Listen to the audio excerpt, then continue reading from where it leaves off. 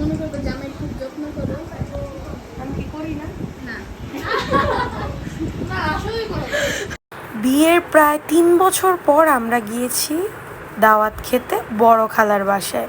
হ্যাঁ, আসসালামু আলাইকুম এভরিওয়ান, কেমন আছেন আপনারা সবাই? আজকে জামাই আদর করতে নিয়ে যাচ্ছি জামাইকে বড় খালার বাসায়। তো জামাই অবশ্যই কিছু কেনাকাটা করে তারপর যাবে। তো প্রথমে চলে গিয়েছিলাম ফল কিনতে। ফল কেনাকাটা করার পর মিরপুর ১-এর মিঠাইতে চলে গেলাম। আসলে মিষ্টিটা আমরা সবসময় মিঠাই থেকে নেওয়ারই চেষ্টা করি, কারণ ওদের যে প্যাকেজিং সিস্টেমটা বা মিষ্টির কোয়ালিটিটা ভালোই থাকে। সেখান থেকে আমরা বেশ কিছু মিষ্টি নিলাম, দই নিলাম, আর কি জামাইরা যেই রকমভাবে মিষ্টান্ন ফল ফ্রুট কেনে এই আর কি।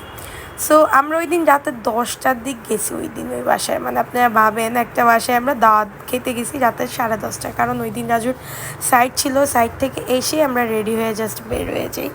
সো জামাই যেহেতু গিয়েছে, খাবার দাবার তো দিতে বসতেই হবে। তো আমার জামাই, আমার ভাই আর হচ্ছে আমার 2 ভাই মিলে ওরা খেতে বসলো। আর এদিকে দেখেন বাচ্চা পার্টিরা খেলাধুলা করছে, আব্বু খেতে বসছে। এদিকে বলতেছিল আরেকটা দাও, আরেকটা দাও রোস্ট, আরেকটা দাও।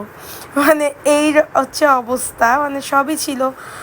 আর বোরহানি থেকে শুরু করে খাবার দাবার। আজকে আমার শরীরটা একটু খারাপ, তাই ভয়েসটা আটকাচ্ছে। বেশ কিছুদিন আগে গিয়েছিলাম, রোজার আগের ভিডিও মানে বাট আজকে আপলোড করতেছি।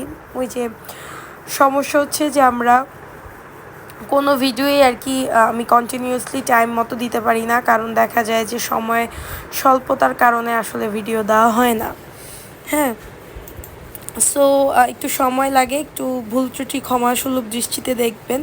আর ভিডিওগুলো কেমন লাগে একটু কমেন্ট করে জানাবেন, যাতে করে আমি আপনাদেরকে টাইম টু টাইম প্রপার ওয়েতে হচ্ছে ভিডিও দিতে আরও বেশি ডেসপায়ার্ড থাকি। কারণ আপনাদের রিয়াকশন কম থাকে, যার কারণে আমি ভিডিও কিন্তু হচ্ছে টাইম মতো দেই না। রিয়াকশন যত বেশি, ভিডিও দিতে কিন্তু অত ভালো লাগে। হ্যাঁ, আপনারা আমার শর্ট রিলসগুলায় খুব বেশি ভালোবাসা দেন, তার জন্য থ্যাংক ইউ সো মাচ। এদিকে জামাই খাওয়া দাওয়া করে এতটাই টায়ার্ড যে হচ্ছে একদম আইসা শুয়ে পড়ছে। খাওয়া দাওয়া করে না, আসলে জার্নি করে টায়ার্ড। তো মিষ্টি টিষ্টি ছিল, তেমন খাওয়া হয়নি, কারণ ওই যে বললাম না, মানে আমরা ওই খাবারটা এত মজা করে খাইছি যে একদম। আর এই বাবার জন্য সবাই, আমার ফারহাস বাবার জন্য দোয়া করবেন। সবাই ভালো থাকবেন। আল্লাহ হাফেজ।